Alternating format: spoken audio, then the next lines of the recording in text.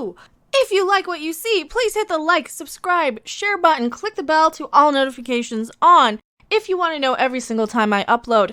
I play video games, I do funny videos, I am an absolute crazy ranting crazy person. Please share to Twitter, Facebook, Blogger. I still don't know what the crap Blogger is. And enjoy the video. Did we just dodge a huge bullet with this new Superman show?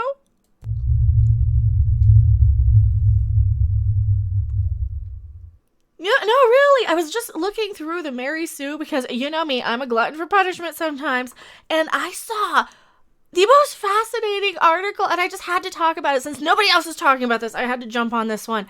Who am I? I am Mecha Random 42. The one, the only, the original, your favorite YouTube, full Harpy mode activated. Harpy. Oh yes, that means my laser vision is set out to fix and correct all of this woke nonsense. And here's sign number one that this stuff might be working. You know, all of us are talking back and speaking out against this, at least in the short term with Hollywood. Now, whatever else is going on in the world, we're not focusing on today, no matter how funny and hilarious it is, because you guys have complained.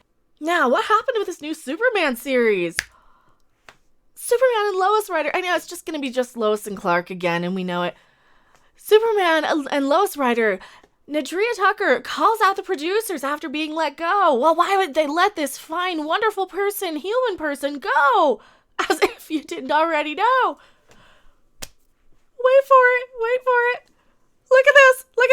The writer took the Arrowverse to task over issues of feminism and inclusion within the show. It is as if they are tired of losing money for this woke mumbo-jumbo BS garbage that doesn't actually help anyone at all. And here's the thing. All these women who go around wanting all of this representation, all of this male-bashing stuff, all of this, oh, you're just a toxic white dude, all that garbage, right? It all stems from not being capable of understanding how empowering it is. Or maybe they do. They might actually understand it. They might just be absolutely jealous of it. I was just watching Dr. No last night, and I know one of the good Bonds with the real Bond, you know, Sean Connery.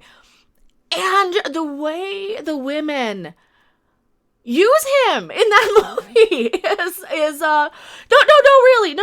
The one woman who shows up in his hotel room, because she knows exactly what she's there for, right? She knows exactly. I can't remember the character name. She shows up. She's the one he's playing cards with. She shows up. And in his hotel room early, she knows what she's there for, though. And she knows she's going to get it, and she knows exactly what she's doing. But she shows up, and she realizes pretty quickly, like, oh, I need to appeal to his need to be in charge. So she goes immediately into little girl mode, where she looks up at him with her great big eyes, and she's like, did I do the wrong thing? Did I do a bad thing? I can't remember the exact line. And she knows exactly what she's doing. And these modern-day SJW feminists are probably just too jealous to be able to actually use the gifts that they're given. And they're out there in these male-dominated industries doing all of these jobs that traditionally men have done. And I'm not saying that men only can do these jobs. You have women who can do these jobs that are perfectly capable. But when you hire a lot of these women to do these jobs, they are grossly underqualified to do them because they want to bring in all of this mumbo jumbo that doesn't actually work. You know what you need to do? Bring in a degree in psychology if you want, and maybe advertising and marketing, and you know what, maybe pay attention to what they used in the 1980s. You know, things that appeal to people.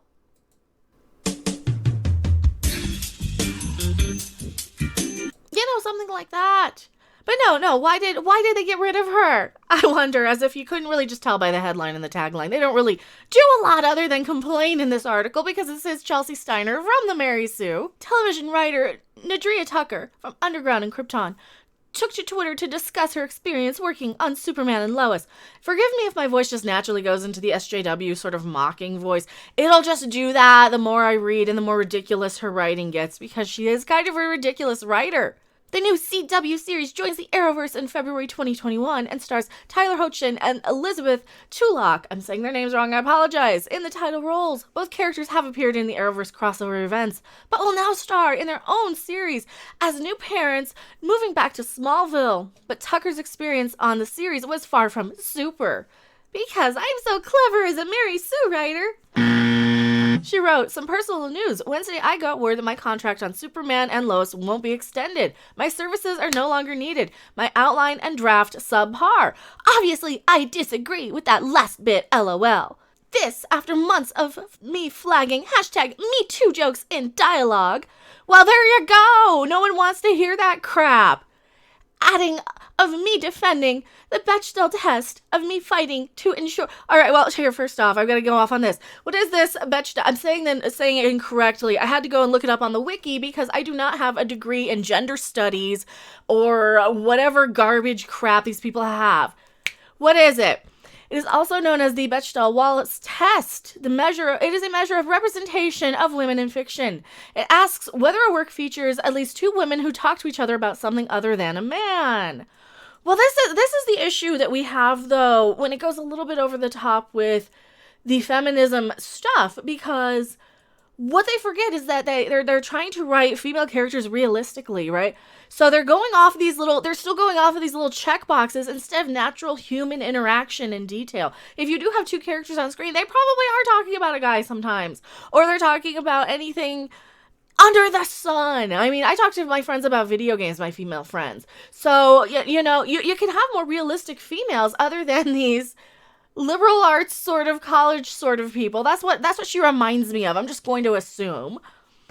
These criteria, passing or failing the test, is not necessarily indicative of how women are represented in specific work. Rather, the test is used as an indicator for the active presence of women in the entire field of film and fiction, and in the attention to greater inequality in fiction. Media industries studies indicate that films that pass the test, they don't even say it. I was going to try and say it again, but they don't even put it here.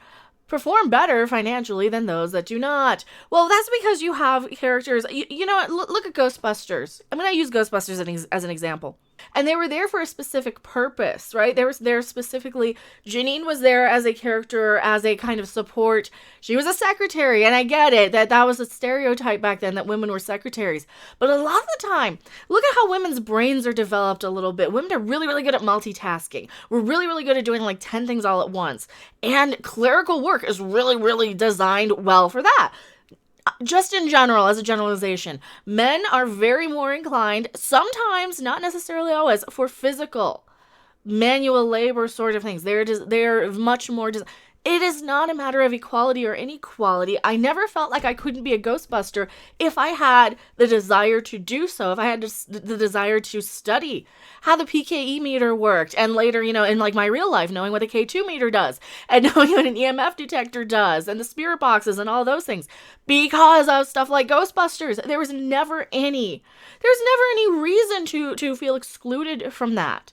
So all of this stuff just seems like a bunch of ways to make these man-hating feminists who are mad that they have to work and resentful that they have to support themselves after being told our entire modern-day history that men are going to come in on this, white horse. They're going to come in and rescue you. They're going to be your knight in shining armor. They're going to save the day. They're going to take care of you as the man and the male household member. And I think a lot of this modern-day feminism crap is the fact that these women are resentful that now we have to work for a living. And even those of us who do choose and get to raise families still usually will have to work for a living.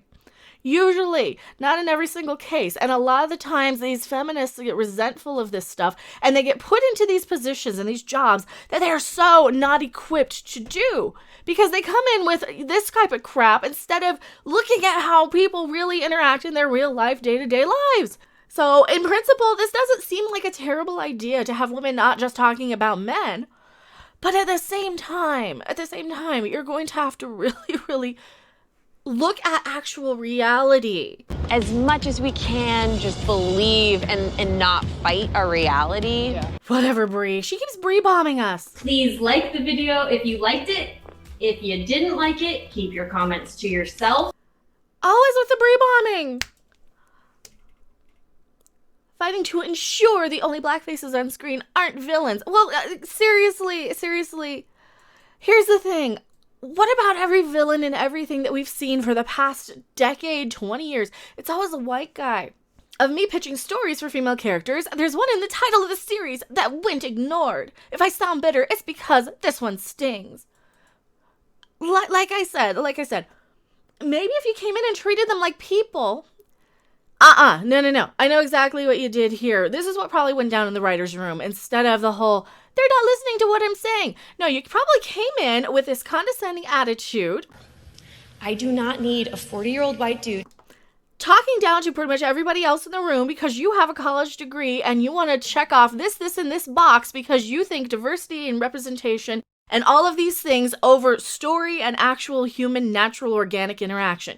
You see people as labels. You see people for the color of their skin and their gender. You do not see them as actual human beings. And when you talked down to the probably mostly white male writing staff, they probably decided that you were only going to get them in trouble. You were only there to cause trouble. You were only there to get everybody fired, and good for the show. Good for the show for having the good sense to say no to you because we don't want any more of this garbage in our entertainment. Why am I clapping? I have a writing crop for this.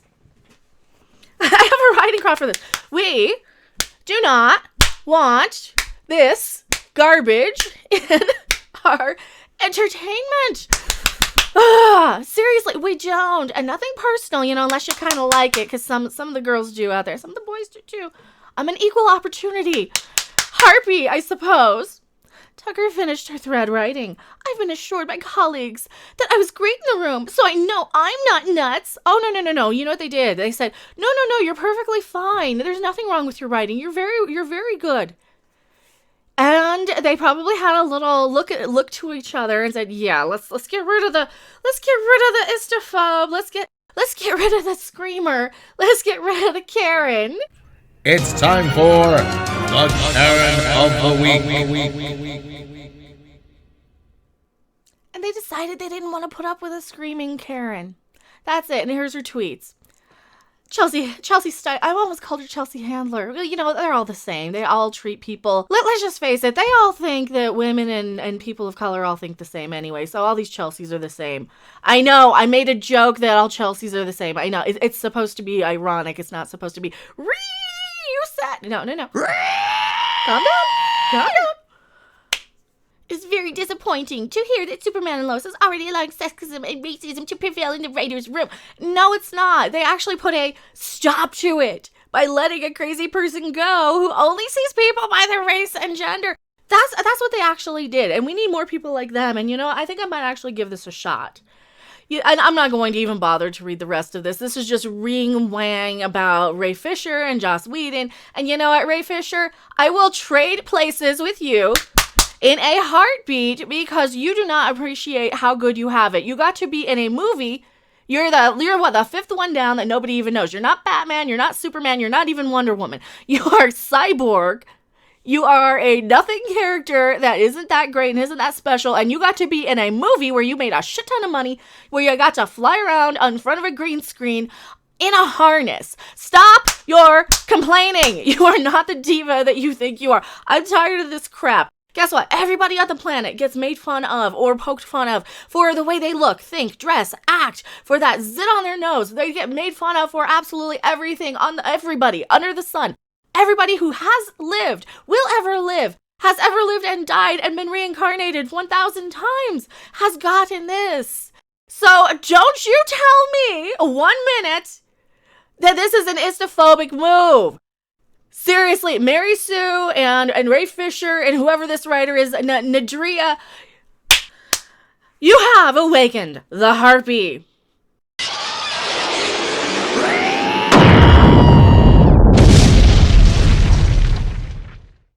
That's better. I am Mecha Random 42, and I will see you guys on the next video, live stream, or wherever. Bye. Thanks for watching. If you liked it, make sure to hit that like button. And if you want to see more, don't forget to subscribe. See you in the next video. Bye! To give attention to what is near you is to become an expert on your environment. And who doesn't want to be an expert on something?